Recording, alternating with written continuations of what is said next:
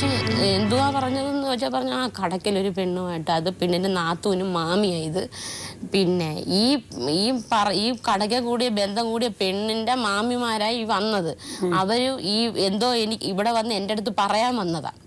അപ്പം ഞാൻ ചോദിച്ചു എന്തുവാ നിങ്ങൾ ഈ പറയുന്നത് എന്തുവാന്ന് വെച്ചാൽ പറഞ്ഞേ ഞങ്ങൾ തെളിവ് കാണിച്ചാൽ വിശ്വസിക്കുമോ എന്ന് ചോദിച്ചു. ഞാൻ പറഞ്ഞു ആ തെളിവ് കാണിച്ചാൽ ഞാൻ വിശ്വസിക്കാമെന്ന് വന്നപ്പം എൻ്റെ ഭർത്താവിൻ്റെ പാസ്പോർട്ടിൻ്റെ കോപ്പിയും ഐഡൻറ്റി കാർഡിൻ്റെ കോപ്പിയും ഇവരുടെ കയ്യിലിരിക്കുന്നു. മേഡം ഞാൻ അന്നേരം ഞാനിത് കണ്ടു. പക്ഷെ എനിക്ക് എന്തു ചെയ്യണമെന്നറിയാൻ വയ്യ. ഞാൻ അപ്പോഴത്തേക്ക് ഞാൻ എൻ്റെ സമനില തെറ്റി മേഡം ഞാനങ്ങ് വല്ലാതായിട്ട് ഞാൻ പറഞ്ഞു നിങ്ങൾ ആവശ്യമില്ലാത്ത എൻ്റെ ഭർത്താവിനെ കുറിച്ച് പറയരുതെന്ന് പറഞ്ഞു. അതിനെ പറഞ്ഞു ആവശ്യമില്ലാത്ത ഒന്നും അല്ല ദീപേ പറഞ്ഞത്. ഇയാൾ മിക്കവാറും അവിടെ വരും, വന്നിട്ട് 2-3 ദിവസം കഴിയുമ്പോഴേ പോകുന്നത്. ഇവർ കറങ്ങാനൊക്കെ പോകും. ഇവർ വന്ന് പറഞ്ഞത് ഞാൻ ഈ ബന്ധത്തിൽ നിന്ന് മാറിക്കൊടുക്കണമെന്ന്. രാഹുൽ വിളിക്കുന്നതും നിങ്ങൾ നമ്പർ കൊടുക്കുന്നതും രാഹുൽ വിളിക്കുന്നതും ഇയാളെ വിളിക്കുന്ന ഒറ്റ ദിവസം അതിന് ശേഷമാണ് വിളിച്ചത്. ഒറ്റ ദിവസമാണോ? അതെനിക്ക് അറിയത്തില്ല. അങ്ങനെ അറിയാതെ വരുന്നേ വിളിച്ചപ്പോ 6 മാസം കഴിഞ്ഞു. അതിന്റെ അത് കഴിഞ്ഞിട്ട് പിന്നെ ഇപ്പൊ 1.5 കൊല്ലം, ഇപ്പൊ 2 കൊല്ലമായി ഇപ്പത്തവരെ കണ്ടിട്ട് അല്ലേ? ഈ കാരണം കൊണ്ടാണോ നിങ്ങൾ ഗൾഫ് ഉപേക്ഷിച്ച് ഇങ്ങോട്ട് വന്നത്? അല്ല, ശമ്പളം കുറവായിരുന്നു. അല്ല, പിന്നെ ആ ഫോൺ ചെയ്ത് കഴിഞ്ഞതിന് ശേഷം പിന്നെ എന്താണ് ഇദ്ദേഹം നിരന്തരം വിളിക്കുകയൊക്കെ ചെയ്യും? നിരന്തരം വിളിക്കും. എന്ന് വെച്ചാൽ അന്ന് എന്റെ അമ്മയുണ്ട്, അമ്മ മരിച്ചിട്ടില്ല. അപ്പൊ രാത്രി ഇങ്ങനെ വിളിക്കുന്ന സമയത്ത് എന്ന് വെച്ചാൽ 9:30-ക്ക് ശേഷം എന്നെ വിളിക്കത്തുള്ളൂ. അപ്പൊ ഞാൻ വീട്ടില് എന്റെ റൂമിൽ ചെന്ന് ഫാനിട്ട് വിളിക്കുമ്പോ അമ്മ ഇത് ശ്രദ്ധിക്കുന്നു, വയ്യാതെ കിടക്കുവാന്നെങ്കിലും. അപ്പൊ അമ്മ ചോദിക്കും നീ ആരെ ഇങ്ങനെ വിളിക്കുന്നു? അപ്പൊ ഇതിനു വേണ്ടി അമ്മ എന്നെ അടിച്ചിട്ടുമുണ്ട്, ഒരുപാട് അടി അടിച്ചിട്ടുണ്ട്. അപ്പൊ ഞാൻ കാര്യങ്ങൾ അപ്പോഴും തുറന്നു പറഞ്ഞു. അങ്ങനെ ഇരിക്കുമ്പോഴാണ് അമ്മ മരിക്കുന്നത്.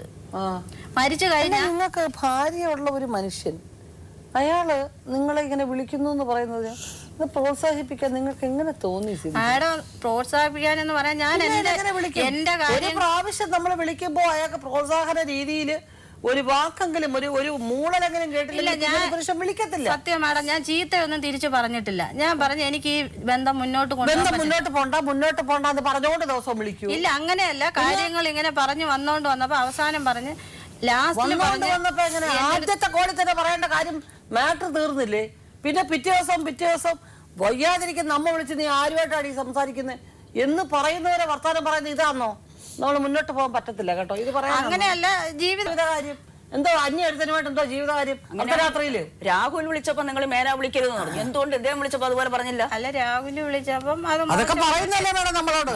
രാഹുൽ വിളിച്ചപ്പോ നീ വെക്കരുതെന്ന് പറഞ്ഞ് വെച്ച ഒരുത്തരാണെന്നുണ്ടെങ്കിൽ ആ നമ്പർ ഇയാളെ കൊടുക്കുവോ ആ മനുഷ്യൻ? അല്ല, കൊടുക്കത്തില്ല ഒരിക്കലും. കാണുകയോ കേൾക്കുകയോ ചെയ്യാത്ത പുരുഷൻ ഗൾഫിൽ നിന്ന് വിളിക്കുമ്പം ചെയ്യുന്നതിനൊക്കെ അർത്ഥം എന്താണെന്ന് അതിങ്ങനെ ഇങ്ങനെയാണ് അങ്ങനെയൊന്നും അങ്ങനെ സംസാരിക്കരുത് നിങ്ങൾ. സർവ്വ പെണ്ണുങ്ങൾക്ക് മോശമല്ലേ അത്? വേറൊരു സ്ത്രീയുടെ ഭർത്താവ് അല്ലാതെ ഒരുത്തരാണെങ്കിലും കുഴപ്പമില്ല, നമുക്കൊരു ജീവിതം കിട്ടുമോ എന്ന് വിചാരിച്ചൊരു സ്ത്രീ സംസാരിക്കും, നമുക്ക് മനസ്സിലാക്കാം. ഒരു പക്ഷേ ഇദ്ദേഹം എന്നെ രക്ഷപ്പെടുത്തും, അതൊക്കെ വരും. ഒരു സ്ത്രീ ഭാര്യയായിട്ടുണ്ട്, അങ്ങനെ ഒരുത്തനെ വിളിക്കുന്നു. ഭഗവാനെ, ശരിയാണോ? ആ പെണ്ണ് എന്തോ ആയിരിക്കും.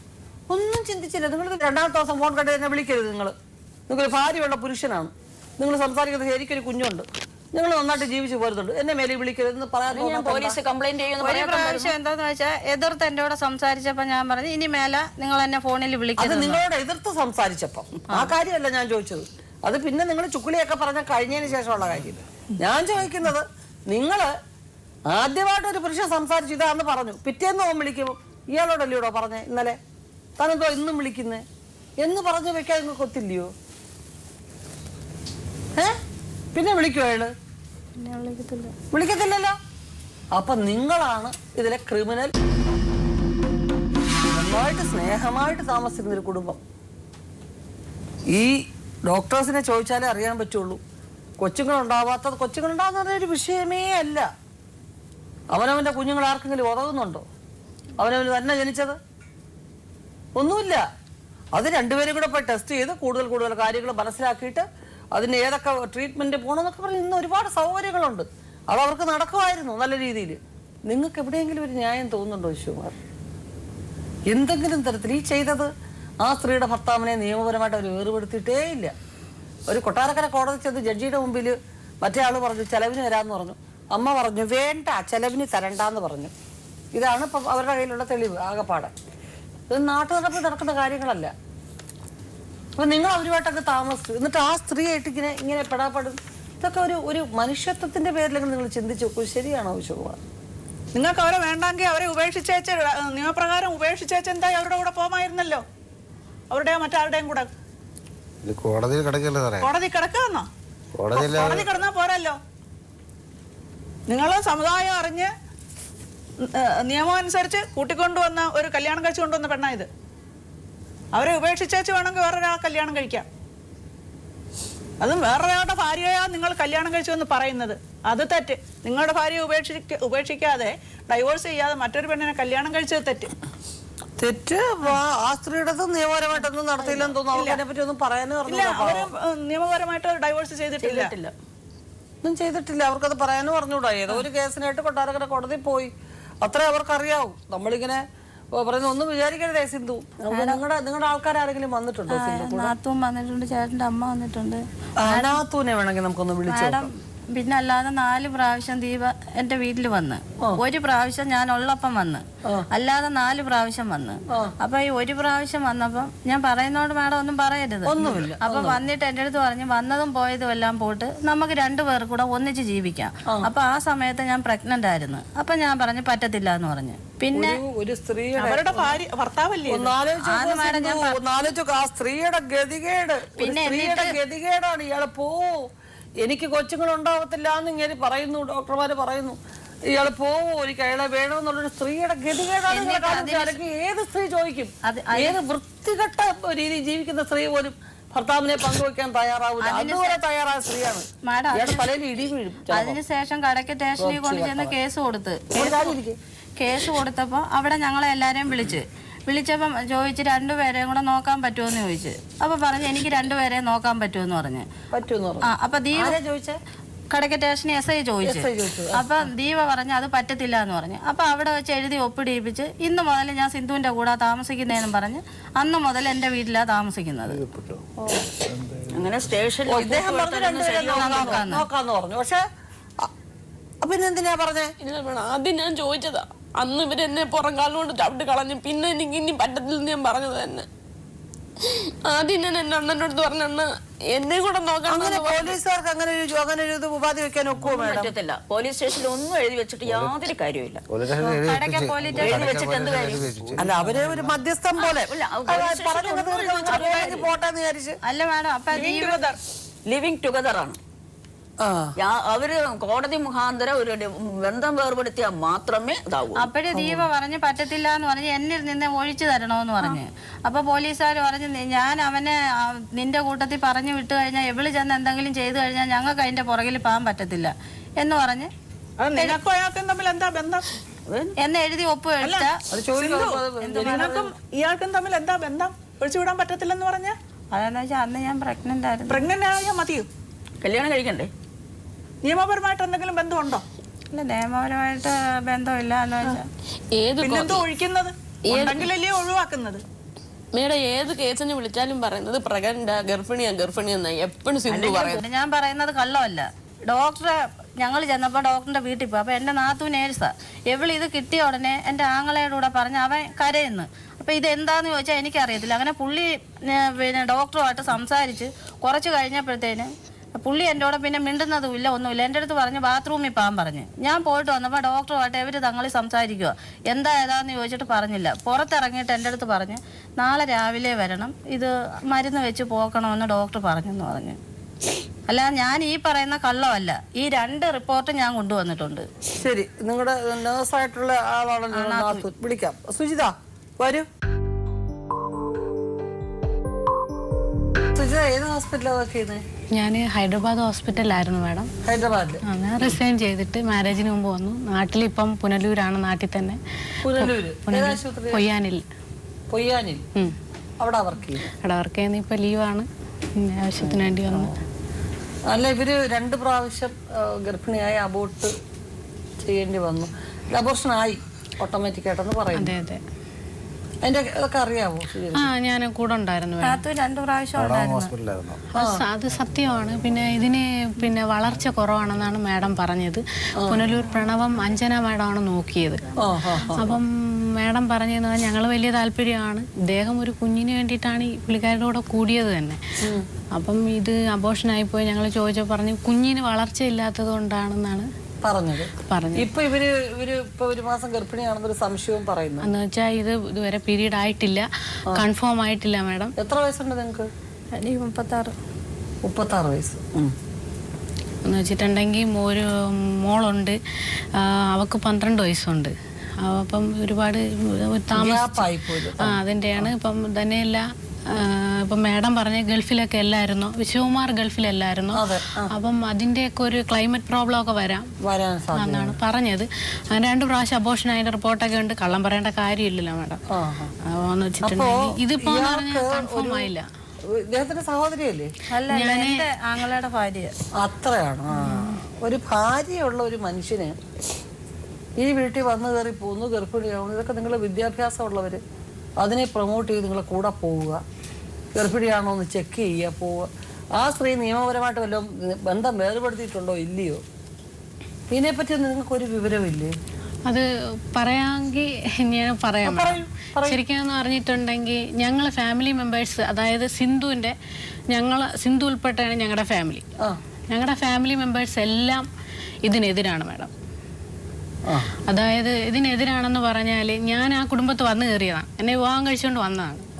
അപ്പം ഈ ഓണത്തിന് എൻ്റെ അമ്മായിയമ്മ മരിച്ചതിന് ശേഷം ഒരു 2 മാസം കഴിഞ്ഞിട്ടാണ് ഈ ഫോണിൽ വിളിച്ച് ഇയാളിങ്ങനെ സംസാരിച്ചു. അങ്ങനെ അപ്പം വിവാഹമേ വേണ്ടാന്ന് പറഞ്ഞ കക്ഷിയാ. മോക്ക് 12 വയസ്സുകൊണ്ട് ഇനി അങ്ങനെ ഒരു ജീവിതം വേണ്ടാന്ന് പറഞ്ഞ് നിന്നതാ. അപ്പൊ ഇയാള് വിളിച്ചു ഇങ്ങനെ ഇവര് തമ്മിൽ ലോകിയമായി, ഇതൊന്നും നമ്മൾ അറിയുന്നില്ല. പിന്നെ പ്രത്യേകിച്ച് നാത്തുമാര് തമ്മിൽ എപ്പോഴും ഉടക്കായിരിക്കും. അതുകൊണ്ട് ഞങ്ങൾ തമ്മിൽ എപ്പോഴും ദൂരമായിരുന്നു. ആണ് ഇങ്ങനൊരു കാരണത്താൽ ഇവര് വിളിച്ചു സംസാരിച്ചു എന്ന് പറഞ്ഞ് വിശ്വകുമാർ ഗൾഫിൽ നിന്ന് നാട്ടിൽ വന്നപ്പോൾ ഒരിക്കൽ വീട്ടിൽ വന്നു. അപ്പം ഞങ്ങൾ ഫാമിലി മെമ്പേഴ്സ് എല്ലാവരും ഉണ്ടായിരുന്നു. അപ്പം ഞാൻ പുള്ളിയോട് ചോദിച്ച് നിങ്ങളുടെ വീട് എവിടെയാണ്, എന്താണ് കാര്യം? ഞാൻ മാത്രമല്ല, ഞങ്ങളുടെ വീട്ടിലുള്ള എല്ലാവരും ചോദിച്ചു. എൻ്റെ ഹസ്ബൻഡ് മാത്രമേ ഉള്ളൂ ഇല്ലാതിരുന്നത്.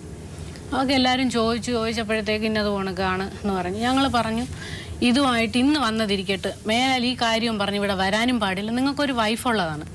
പുള്ളി പറഞ്ഞതെന്ന് പറഞ്ഞാൽ പുള്ളിക്കാരന് വൈഫും ഉണ്ട് കുട്ടിയും ഉണ്ടെന്നാണ് പറഞ്ഞത് ഞങ്ങളോട്. ഞങ്ങൾ പറഞ്ഞു ഇതുമായിട്ട് മുമ്പോട്ട് പോകാൻ കഴിയില്ല എന്ന് പറഞ്ഞ് പോയി. ഇയാൾ പോയി കഴിഞ്ഞിട്ട് പുള്ളിക്കാരി പറഞ്ഞ് വിശ്വകുമാറിന് ഇഷ്ടമാണെങ്കിൽ ഞാൻ ഇവിടെ താമസിക്കാനല്ലേ നിങ്ങൾ സമ്മതിക്കാതുള്ളൂ, ഞാൻ അയാളുടെ കൂടെ എവിടെയാണെന്ന് വെച്ചാൽ പോവും എന്ന് ഞങ്ങളോട് പറഞ്ഞു. അങ്ങനെയുള്ളൊരു സാഹചര്യം വന്നപ്പോഴത്തേക്കും ഞങ്ങളെല്ലാവരും എതിരായിരുന്നു. അപ്പം ഞങ്ങൾ പറഞ്ഞിട്ടും കുട്ടിയല്ലല്ലോ മേഡം, അടിച്ച് നേരെയാക്കാൻ പറ്റില്ലല്ലോ. അത് ഞങ്ങൾ പറഞ്ഞൊരു വാണിംഗ് കൊടുത്തു.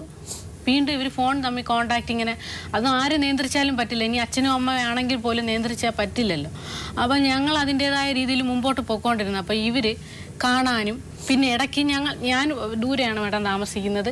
അതായത് ഈ പുള്ളിക്കാരുടെ ഇളയ സിസ്റ്ററും ദൂരെയാണ് താമസിച്ചത്. കുടുംബത്ത് ചാച്ച മാത്രമേ ഉള്ളൂ. അങ്ങനെയുള്ളൊരു സാഹചര്യത്തിൽ അപ്പോൾ എൻ്റെ ചേച്ചിയുടെ ഇളയ സിസ്റ്റർ വിളിച്ച് എന്നോട് പറഞ്ഞ് നിന്നോട് പറയാതിരിക്കാൻ പറ്റത്തില്ല, ഇന്നതുപോലൊരു കാര്യമുണ്ട്, അവർ തമ്മിൽ നമ്മൾ പറഞ്ഞിട്ടും കേൾക്കുന്നില്ല, നമുക്ക് ഇതുമായിട്ട് കേസായിട്ട് മൂവ് ചെയ്യാം. കാരണം എന്തെങ്കിലും ഒരു പ്രോബ്ലം ആയിട്ട് ലീഗൽ ഒരു വൈഫുള്ള നിലയ്ക്ക് അവർ കൊണ്ടൊരു കേസ് കൊടുത്താൽ ഫാമിലി മെമ്പേഴ്സ് എല്ലാവരും കൂടെ ചേർന്ന് അവരുടെ ജീവിതം താറുമാറാക്കി എന്ന് പറയരുത്.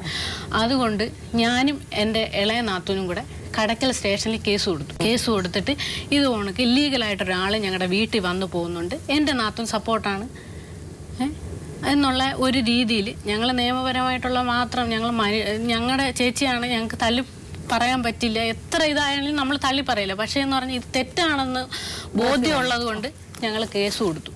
കടക്കൽ സ്റ്റേഷനിൽ കേസ് കൊടുത്തിട്ട് ഞങ്ങൾ 3 ദിവസം കഴിഞ്ഞ് വിളിപ്പിച്ചു. പുള്ളിക്കാരൻ്റെ വൈഫും വിശ്വകുമാറും വൈഫും ഇവരെയും വിളിപ്പിച്ചു. അങ്ങനെ ഇവർ 3 പേരും കൂടെയാണ് കടക്കൽ സ്റ്റേഷനിൽ ഹാജരായി കഴിഞ്ഞ് അവിടെ വെച്ച് പറഞ്ഞു. അവിടുത്തെ സാറ് ചോദിച്ചു, SI സാറ് പറഞ്ഞു തനിക്കിത് തന്നെ ആണോടോ പണിയെന്ന് ചോദിച്ചു. ഞങ്ങൾ പറഞ്ഞ് 10-12 വയസ്സുണ്ട്, മോള് പ്രായമായതാണ്, ഇയാൾ ഏത് തരക്കാരനാണ് ഏത് വിധത്തിലാണെന്നും ഞങ്ങൾക്കറിയില്ല, ഇങ്ങനെയുള്ളത് ഞങ്ങൾ എല്ലാവരും ഇങ്ങനെയുള്ള ജീവിക്കുന്നു, ഞങ്ങളിതിനൊന്നും ഇപ്പം ഇങ്ങനെയുള്ളൊരു പ്രശ്നം വന്നാൽ ഞങ്ങൾക്ക് അതുമായിട്ട് ഒത്തുപോകാനൊക്കത്തില്ല എന്ന് പറഞ്ഞു. അങ്ങനെ പറഞ്ഞ സാഹചര്യത്തിൽ സാറ് പറഞ്ഞു എടോ സിന്ധു ഉണ്ട് ദീപയും ഉണ്ട്, ഇതെന്തോ അയാളെ തീരുമാനം എന്ന് ചോദിച്ചപ്പോൾ അയാൾ പറഞ്ഞു ഞാൻ എൻ്റെ 2 ഭാര്യമാരെയും സംരക്ഷിക്കാൻ റെഡിയാണ്, സിന്ധു ഗർഭിണിയാണോ അല്ലയോ എന്ന് എനിക്കറിയത്തില്ല, അതുകൊണ്ട് എനിക്ക് അവളെ ഉപേക്ഷിക്കാൻ പറ്റത്തില്ല എന്ന് പറഞ്ഞു. അങ്ങനെ അവിടെ വെച്ച് ഞങ്ങളോട് പറഞ്ഞ് അത് വിശ്വകുമാർ സിന്ധു നിങ്ങളുടെ വീട്ടിലോട്ട് വരത്തില്ല, അവർ 2 പേരും അവിടെ നിന്ന് ഒഴിഞ്ഞു തരും, അതായത് ഇപ്പം ഞങ്ങളുടെ കുടുംബത്ത് നിങ്ങൾക്കൊരു പ്രശ്നം അവരുണ്ടാക്കത്തില്ല എന്ന് പറഞ്ഞ് അവിടെ വെച്ച് കേസ് എഴുതി ഒപ്പിട്ട് ഒത്തുതീർപ്പാക്കി വിട്ടു. പിന്നെ അത് കഴിഞ്ഞിട്ടും ഈ കേസ് കഴിഞ്ഞതിന് ശേഷവും ഈ വിശ്വകുമാറിൻ്റെ വൈഫ് വീട്ടിൽ വന്നു. ഇവർ തമ്മിലൊരു 2 ഭാര്യമാരും ഭർത്താവും കൂടെ ഒരു അഡ്ജസ്റ്റ്മെൻറ്റ്. അതെന്ന് വെച്ചാൽ ഒരു 3-4 ഡേയ്സ് എൻ്റെ കൂടെ നിൽക്കി, പിന്നെ അല്ലെങ്കിൽ 2 ഡേയ്സ് നിൻ്റെ കൂടെ നിൽക്കുക, അല്ലെങ്കിൽ നീ കുഞ്ഞിനെ പ്രസവിച്ച് ദീപയ്ക്ക് തന്നേരെ ദീപ നോക്കിക്കോളാം. അങ്ങനെയൊക്കെ എന്തോ ഒരുമാതിരി പറയാൻ കൊള്ളില്ല മേഡം. അത്ര തരത്തിലുള്ള ഇവർ തമ്മിലൊരു നല്ല രീതിയിലുള്ള ഒരു സംസാരമല്ല. നമുക്കൊന്നും അതിൻ്റെ പറയാൻ തന്നെ വളരെ മോശപ്പെട്ട കാര്യങ്ങളാണ്. അഡ്ജസ്റ്റ്മെൻ്റ് എന്ന് പറഞ്ഞാൽ ഒരിക്കലും അതൊന്ന് ഒരു നമ്മളെ സ്ത്രീകൾ ഒരു മാനവും മര്യാദ ഉള്ളവർക്ക് ആർക്കും അത് ഉൾക്കൊള്ളാൻ കഴിയില്ല. അങ്ങനെ പറഞ്ഞു. ഇവർ തമ്മിൽ വീണ്ടും ഒരു ഇത് വന്നപ്പോൾ ഇതിൻ്റെ പിറ്റേന്ന് ഇതിന് മുമ്പ് ഇവർ കേസ് കൊടുക്കുന്നതിന് മുമ്പ് ഞങ്ങളൊരു വാണിംഗ് കൊടുത്തു എന്ന് പറഞ്ഞത് ഈ പുള്ളി വീട്ടിൽ വന്നിട്ട് പോയതിൻ്റെ പിറ്റേന്ന് ഞാനും എൻ്റെ ഹസ്ബൻഡിൻ്റെ മാമൻ്റെ ഭാര്യയും കൂടെ ദീപയുടെ വീട്ടിൽ പോയി. ഞങ്ങൾക്ക് വഴി അറിയില്ല, ആളെ അറിയില്ല, ഒന്നും അറിയില്ല. ഞാനും എൻ്റെ മാമിയും കൂടെ വീട് അതിന്റെ കാര്യമാണ് പറഞ്ഞത്. തിരക്കി കാര്യമുണ്ട് നിങ്ങൾക്ക് പറഞ്ഞ് അറിയാമോ എന്ന് ചോദിച്ചു. തിരക്കി കണ്ടുപിടിച്ചു. ഒരു വഴി ചോദിച്ചാണ് പോയത്. ഞങ്ങൾ ഡീറ്റെയിൽ ഒന്നും ആരോടും പറഞ്ഞില്ല. വീട്ടിൽ ചെന്നു. പുള്ളിക്കാരി വന്ന് കഥ തുറന്നു. ഇയാളുണ്ടായിരുന്നു. അപ്പം അവിടെ വെച്ചിട്ടാണ് പറഞ്ഞത്, ചേച്ചി ഇയാൾ ഞങ്ങളുടെ വീട്ടിൽ വരുന്നുണ്ട്, എൻ്റെ നാത്തൂനുമായിട്ട് ഇങ്ങനൊരു പ്രശ്നമുണ്ട്, അറിയിക്കേണ്ട ബാധ്യത എനിക്കാണ്. നിങ്ങളുടെ ഭർത്താവ് ഗൾഫിൽ നിന്ന് വന്നു എന്ന് പറയുന്നത്. എൻ്റെ ഹസ്ബൻഡും ഗൾഫിലാണ്. അദ്ദേഹം വേറൊരു വൈഫായിട്ട് പോയി കഴിഞ്ഞാൽ ഞാൻ സഹിക്കില്ല. അതുകൊണ്ട് ഞാൻ നിങ്ങളെ അറിയിക്കാനുള്ള ചുമതല ഒരു ഫാമിലി മെമ്പർ എന്നുള്ള നിലയ്ക്കും ഒരു ഭാര്യ എന്ന നിലയ്ക്കും ഒരു കുഞ്ഞിൻ്റെ അമ്മ എന്ന നിലയ്ക്കും ഞാൻ ചെയ്യേണ്ട കടമ ആ ചേച്ചിയോട് ഞാൻ ചെയ്തിട്ടുണ്ട്. അത് ഞാൻ പറഞ്ഞെങ്കിലും ഞങ്ങളുടെ കുടുംബത്തിൻ്റെ മൊത്തം അംഗങ്ങളുടെ വാക്കാണ് ഞങ്ങൾ ആ ചേച്ചിയോട് ചെയ്ത ഒരു നല്ല കാര്യമെന്ന് പറഞ്ഞു. പിന്നെ എന്ന് പറഞ്ഞിട്ടുണ്ടെങ്കിൽ ഈ ഒരു രീതിയിൽ മുമ്പോട്ട് പോയപ്പോഴത്തേക്കാണെങ്കിൽ ഇവർക്ക് പിന്നെ ഇവരെ പല പ്രാവശ്യം വിളിച്ചപ്പോൾ ഇവർ പറഞ്ഞു വിശ്വകുമാറിനെ എനിക്ക് വേണ്ട. അപ്പോഴത്തേക്കും ഇവർ പറഞ്ഞു ഇവർ ഗർഭിണിയായിരുന്നു, ഭർത്താവില്ല നിന്നതാണ്, അവർക്ക് വേണ്ട എന്ന് പറഞ്ഞ് വിശ്വകുമാറിനെ പിന്നെ എനിക്ക് വേണ്ട, എനിക്ക് അദ്ദേഹത്തിൻ്റെ മുതൽ മതി. ഇവർ തമ്മിൽ ഒന്നിച്ച് ജീവിക്കാൻ തുടങ്ങി കഴിഞ്ഞപ്പോഴത്തേക്കും ഞങ്ങൾ പല ആവർത്തികൾ പറഞ്ഞു, വഴക്ക് പറഞ്ഞു, എല്ലാ പ്രശ്നങ്ങളുമായി വീട്ടിൽ നിന്ന് ഇറങ്ങിപ്പോകാൻ വരെയും പറഞ്ഞു. ഞങ്ങൾ പിന്നെ ക്ഷമിച്ചപ്പം നിങ്ങൾ സപ്പോർട്ട് ചെയ്തില്ലേ എന്ന് ചോദിച്ചാൽ ഇതില്ലാ പ്രശ്നങ്ങളുമായി പുള്ളിക്കാരി പ്രഗ്നൻ്റ്, അത് അവരുടെ വഴി, എന്ത് സംഭവിച്ചാലും ഇനിയുള്ള വഴിയാണ്. പക്ഷെ ഞങ്ങൾ എന്തുകൊണ്ട് വീട്ടിൽ നിന്ന് ഇറക്കി വിട്ടില്ല എന്ന് ഇറങ്ങിപ്പോകാൻ പറഞ്ഞു. പക്ഷെ 12 വയസ്സുള്ളൊരു മോള്, അതിന്ന് അവൾ പ്രസവിച്ചാലും അവൾ ഞങ്ങളുടെ കുട്ടിയാണ്. അവൾക്ക് എന്തെങ്കിലും സംഭവിച്ചാൽ അതിന് അയൽവക്കക്കാരായാലും ചോദിക്കും, നിങ്ങൾ ഇത്രയും പേരുണ്ടായിട്ട് കുട്ടിക്കൊന്നല്ലേ, മേഡം ആയാലും നാളെ ചോദിക്കും. മേഡം ആയാലും ചോദിക്കും, ഒരു നീ റിലേറ്റീവ് ആണെന്ന് പറയണ്ട, ഒരു അയൽവക്കക്കാരി എന്ന നിലയ്ക്കെങ്കിലും നീ ആ കുഞ്ഞിനൊരു സപ്പോർട്ട് ചെയ്തില്ല. അതൊറ്റ കാര്യം ഓർത്തിട്ടാണ് മാത്രമാണ് മേഡം ഞങ്ങൾ ഇതിന് എല്ലാത്തിനും കണ്ണടച്ചത്. പക്ഷെ ദീപ പറഞ്ഞു എനിക്ക് എൻ്റെ ഹസ്ബൻഡിനെ വേണ്ട, അദ്ദേഹത്തിൻ്റെ മുതലും മതി. അത് പറഞ്ഞു ചോദിച്ചു മേഡം, ഞാൻ അങ്ങനെ പറഞ്ഞിട്ടില്ല. വനിതാ സെല്ലിൽ കൊണ്ട് വനിതാ സെല്ലിൽ കൊണ്ട് പെറ്റീഷൻ കൊടുത്തപ്പം ഈ മനുഷ്യൻ ഒരു അക്ഷരവും മിണ്ടുന്നില്ല.